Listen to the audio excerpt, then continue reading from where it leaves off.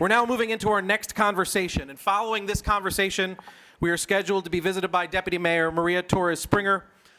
This particular segment of our conversation is In Conversation, how New York City public schools are preparing students for future careers. Angie Kamath, the Dean of New York University School of Professional Studies, is here serving as moderator. And we have our Chancellor, David Banks, from New York City Public Schools. I would love to welcome the Chancellor and Angie up to the stage at this point, and we'll start our In Conversation segment on the schools. Let's give them a round of applause.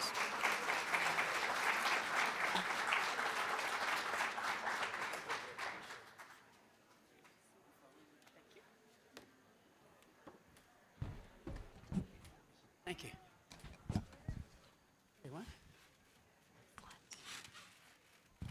All right, good morning, everyone. And Chancellor Banks, thank you so much for joining us. I'm so happy to be here. Thank you. You are a busy man. You've got arguably one of the most important jobs in the city, running one of the most important systems around talent development. So we've got 20 minutes. We're going to have a fast and focused conversation. And really, what we want to try to do is hear hear what you're excited about. You've got a room full of, I think, optimists, folks from community-based organizations, the college advising, college success, career success, higher ed systems. We want to figure out how to help and partner. And then I always think we learn a lot from kind of where we hit some speed bumps, where we might have a challenge along the way. So that's what we're hoping to do across our 30 minutes today. And I guess, to do big things, we know that you need a plan, you need clarity of vision, you need leadership. I think you've got an incredible vision in terms of bright starts and bold futures. You've got plans in terms of the career readiness and modern youth apprenticeship programs. You've got great leaders at the central and school level. And so you've got a lot of ingredients. And so let's start with the first question of, what is something that is exciting to you that you're working on? What's a little bit of a teaser highlight reel that you might give us a sense of what's cooking that you are excited about? Well, a couple of things. One, so first of all, good morning, everyone. Very glad to be here, and thank you for having this forum and inviting me to just share some thoughts and ideas. I think it's important to know from my perspective, as someone who's a product of the New York City Public Schools, I asked this essential question that I think it kind of frames what we do, which is essentially, what is the point of school in the first place, right? And that's why my theme is Bright Starts, Bold Futures, to give kids the solid starts that they need. But Bold Futures is ultimately why I'm here today, to talk about, once kids are kind of going through our school system, what's the point? What's the end goal? What are we ultimately trying to do and achieve? And we ultimately, want all of our kids to be on a pathway to a real rewarding career, economic prosperity, and be agents for change in their own communities. That's the work. That's essentially what our mission is. But I think I'm really excited about the work that we do with our modern youth apprenticeship work, as well as our Future Ready NYC work. And that is really, both of those programs in slightly different ways are designed to give kids, create an aha moment for kids so that they understand how to get some level of, we provide a level of exposure so that they understand what the world of work is really like, and it makes sense of everything that we want them to do in our schools. So I think I'm really excited about that. And I'm also excited about something that is really, really, really new, and I haven't even been able to fully wrap my arms around it yet. And that's just the artificial intelligence and its impact on our public schools, and how we will be able to help create a different kind of school experience through that level of technology is something I'm excited about as well. Just on that point, can you talk a little bit more about how you're thinking to organize it? So in higher ed, we've got a task force, we've got a lot of faculty, we're thinking constantly about teaching and learning. What does that look like in one of the nation's largest school districts? You mean on the AI front? Yes. Yeah, I have no idea. Okay. No. What I'm going to be doing, I expect to announce in the coming weeks, a task force of some of the best minds around the nation. There's no school system anywhere that has as much data as we have, and I'm very excited about wrapping our arms around it and learning from the experts who are also learning in this moment right now as well. And particularly that no one has developed a blueprint for how it will impact public schools. So, we're not only the largest public school system in the nation, but we're the largest by far. We're almost twice the size of LA.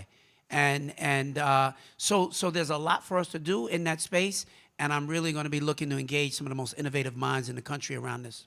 Excellent. I suspect in this room today you've got a lot of partners and folks who would like to help. So partnership is the next question that I have for you. So, the scale of the system is so large.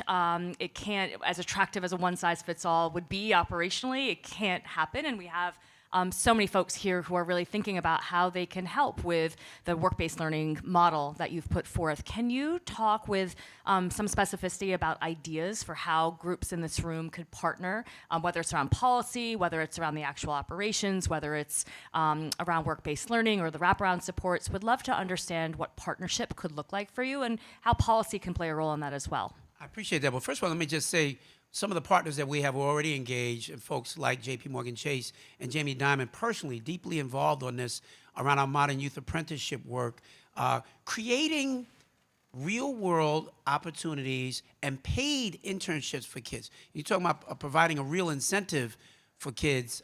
Nothing better than being able to put a few dollars in their pockets, right?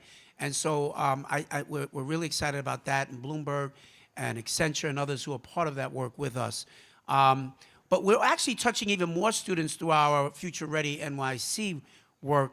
And that's also internships, but it's our partnership with CUNY as we're creating early college credit for some of our students. For a lot of kids, it's hard to dream of going to college if they've never been on a campus, they've never had any exposure to it. And so our partnership with CUNY in particular is really helpful to us in that regard. But it's also hard to dream of becoming an investment banker if you've never met one. And so the idea that we are creating opportunities for kids to see what the real world is like is really, really, really important. And we're also going to need some work around how to create a greater level of enlightenment for our teachers and our educators. You have to think about this. Most of our teachers in our school system have been teachers throughout their entire career. Many of them graduated right from college and became teachers. Wonderful, they're smart, they love kids, we love them. But they have no idea what it means to work in a place like Google or Microsoft. And so it's very difficult for them to translate that to young people to help give them the level of preparation for what's on the other side of the school ledger. That's why Future Ready NYC is so critically important, because it connects the dots. And we need more partners. We're already reaching thousands of kids. We're really excited about it. This is our North Star. But we want to touch all of these kids. I want every student that graduates from a New York City public school to have a strong post-secondary plan. When they come out, we don't just hand them a diploma and say good luck, but we hand them their post-secondary plan that they developed together with us, together with our business partners throughout, particularly their high school experience, so that when they come out, there's a level of clarity.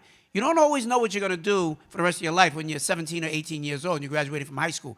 But we do think it's important that they have some level of focus and some sense of purpose around what they're ultimately going to be trying to do. And we need many, many more partners. I just want to mention I'm joined here by Jade Grieve, who works on our team. Jade, if you would just stand up so everybody would just know, because if there are any partners that are here, Jade is wonderful and amazing, has been doing this work all around the world. I would encourage you, please, if you miss me, please see Jade. We're looking for more partners in the business community, the tech industry, healthcare, finance, across the board. We need you, and this is not gratuitous work. We truly believe that if you're talking about economic development and the vibrancy of New York City, we've got the future workforce, and we've got to hone that workforce. We can't allow it to simply work in isolation and a handful of kids are able to graduate and find their way. Imagine what it would be like if every student who's graduating from our schools, and we graduate almost 75,000 young people every year. Imagine if those kids came out fully ready for college and the world of work. It could be very, very transformative for all of your businesses and all the work that we're trying to do to help to rebuild New York City. Absolutely, thank you. And I've got 2 teenagers at home, and they are excited about working during high school. They love money, so I think that's kind of a pretty universal need. You know what? And I know I was a principal, and I would bring people in from the business sector all the time to talk to my kids as guest speakers. And the first question that is inevitable that the kids are going to ask, which is, how much money do you make? And what do the adults tell them? It's not about how much money you make. It's about you're doing something fulfilling in your life and making sure your purpose. And you know what it sounds like to kids? Wah, wah, wah, wah, wah, wah. Right? So you may not have to tell them your specific salary, but you have to help kids understand like what the possibilities are and the kinds of dollars that you can ultimately make. And money is not everything, but it's pretty important, I think, right?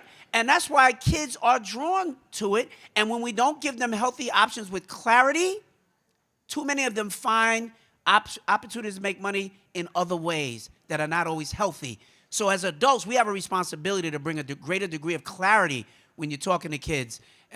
So that's really important. That's incredibly important. Yes, that deserves the fact that the apprenticeships are paid are so critical. The fact that there's college credit on the table is so critical, and kind of starting that on-ramp is really important. Would love to hear, so you know, the headlines would suggest that the budget's going to be a little tough this coming up year. I mean, we'll hear there's lots of plans, and so again, I would love you just to reflect a little bit on assuming that we're going to have a little bit of belt tightening, a little bit of hiring, freezing, et cetera. What do you think has to maybe slow down? Again, I think that we are in a room full of partners. We want to figure out how to help. We probably can't do everything that we want to do, and so where would you focus that energy, and what do you think maybe has to slow down because of the budget and the economy? Well, I think some of the things that will slow down are just probably some of the programs. We've engaged with a wide range of great programs. I'll give you an example. Summer Rising. We had 110,000 students just this past summer who engaged in some of the most amazing, not just academic experiences, but also work-based experiences, fun experiences with community-based organizations around the city. That is probably going to suffer. I don't know that it'll be wiped out, but we will not have the numbers that we had. And we could have easily had 150,000 kids. That's what the demand was. That's an example of the kind of thing that I think that this fiscal cliff is going to present us with. The mayor's already announced we're not laying anybody off, so we're not going to lose people. And we have, at New York City Public Schools, said we're going to hold as our priority Bright Starts, Bold Futures. NYC Reads. We have to ensure that every child can read by the 3rd grade. All of the investments we've made there, we're going to make sure that we continue to do that. And Bold Futures, which is all the work that Jade really leads, which is all this work, Future Ready NYC, and Modern Youth Apprenticeship work, we're going to continue there. But where we really could use your help is in spreading the word and helping to create even more partnerships for us.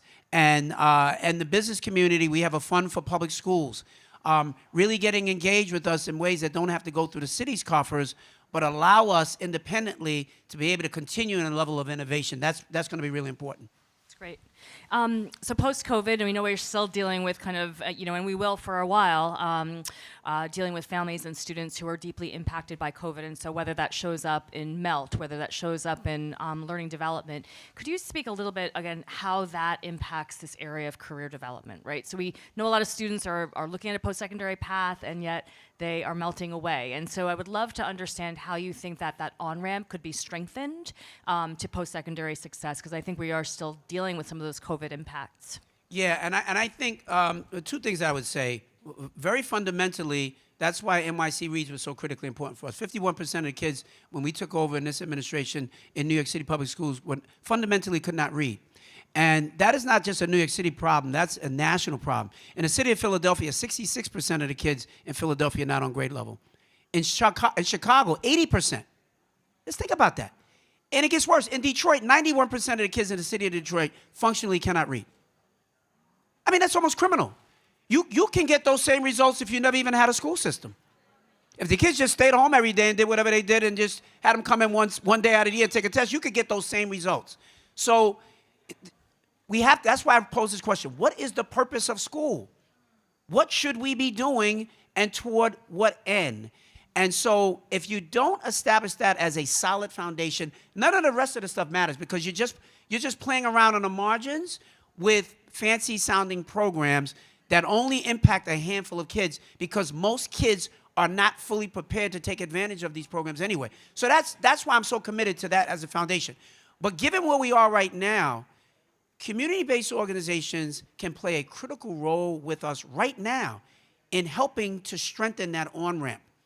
Even for kids who are behind, we can catch them up, but we need more support than we can reasonably provide even in our public schools. So we're going to do the best that we can.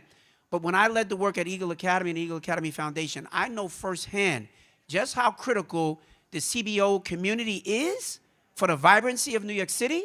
And I think that the corporate sector really needs to step up in this moment in time right now, not as a nice thing to do or corporate social responsibility, but really seeing this as part of their own survival and their own ability to compete on a global stage in a world which is shrinking, that we've got all of this talent in these young people right here in New York City, waiting for that level of expertise to help to cultivate it.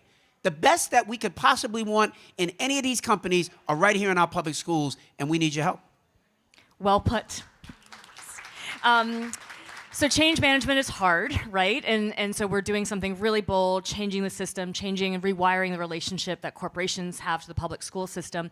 I'm curious about families and parents. So again, this community of workforce development entity serves hundreds of thousands of individuals and families every year. So we have a lot of access. I'm curious about what the reaction of parents and families has been to working, to apprenticeship, to doing that while in high school. I imagine there's a lot of fans and some folks who might be skeptical, and I'd love to hear more about what you're doing around parents and families. And again, for this community, I think we can be a help. Yeah, very few that are skeptical that I have met. You know, there's some folks who believe that schools should have no connection to the corporate world, but that's very, very, very few. Most parents are saying, where do I sign my child up? How can they get involved? They want these opportunities for their kids. And I've spent a lot of time, I go all around the city of New York. You know, one of the things that's amazing about being in this position as chancellor is that you realize that the whole world lives here. I mean, I go to schools in one day, and like most of the kids in the school are from Ukraine. And I go to another school, and all the kids are from Trinidad and Jamaica. I started out one day with Cardi B in the Bronx, and then finished up with the leaders of the Jewish yeshivas from Brooklyn. I mean, where else but New York City will you have that kind of range? And everybody essentially wants the same thing. They're all looking for opportunity for their kids. They're giving us, our families and our parents and our communities give us the absolute best that they have, and those are their kids. And everybody wants the best for their kids. They will fight for it. And even parents that you don't always see show up at public meetings or may not show up for PTA night or anything like that, trust me when I tell you, those parents want the same things. They want the same things. They want opportunity for their kids. And so I would tell you that you've got a welcoming enterprise in our parents and our families. They just need us to show up in bigger and bolder ways that will create those opportunities for their kids. That's great. And again, I think that there's reinforcing that message, that simple message of having bold futures is incredibly important. And so the final question, this is going to be a soft one, softball for you, Chancellor. Tell us a story. Tell us, when you think about this effort that you've been doing over the past few years, what's that quintessential story that you have on success? Kind of, is it a story about a teacher or a student? What does that look like? I mean, there's so many, but the one that just pops in my mind is within my first 3 months here in this position, I visited Rikers Island, and I met 5 or 6 young men, all of color, who were locked up, and they were engaged in carpentry, plumbing, electrical, HVAC, all of these opportunities where they were totally engaged, and I asked each one of them. I said, "Tell me your story. How did you wind up here?" And each one of them had a very similar story. And their stories were about their ultimate disconnection from school. They just reached a point where they just said, you know, why are we doing this?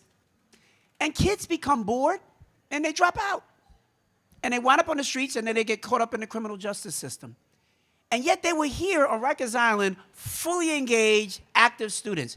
And one young man put his hand up, and that's what popped in my head as you asked the question. He raised his hand. He said, "Mister, if I was doing stuff like this when I was in school, I would have gone to school every day." I just remembered the visceral feeling that I had because, well, why aren't we doing stuff like that every day? Because we're too busy doing school. It's the routinization of school, that we don't meet the moments and the challenges. I'm dealing right now with this crisis in the Middle East and how it's visited itself in our schools. Many of you may have read in the papers about Hillcrest High School in Queens where a Jewish teacher was targeted. And it's shameful, and it's not acceptable. And yet I've got to help kids understand how they have to think differently. And the students there at Hillcrest told me, we're watching all the stuff on social media every day, and then we come to school and nobody talks about it because the adults are all scared. Nobody wants to be accused of being anti-Semitic. Nobody wants to be accused of saying anything Islamophobic. So we play it safe, and we just keep talking about the Civil War, right? Which is safe in this context. And so my point of just raising that is to say this. What the kids are demanding is relevance. Meet the moment. Don't just do school. Educate. Educate. Schooling is different from educating. And if we really want to help educate kids, think about how if we had a robust partnership with these CBOs, robust partnership with the corporate sector in New York City, how it could really help to transform the lives of so many kids, and ultimately you impact their families, their communities. We can't continue to work in isolation. That's the point. We've got to recognize that we all are in the same boat, and we've got to make sure that we're connecting. Do not leave our kids on the sideline. Thank you so much, Chancellor. That was incredibly important. So we heard it here, AI, technology, incentives, making real-world applied learning relevant. Good luck to you. Good luck to you, Jade, as well. Thank you. Thank you. Thank you, everyone. One more huge round of applause for our Chancellor. Angie, fantastic work. Thank you.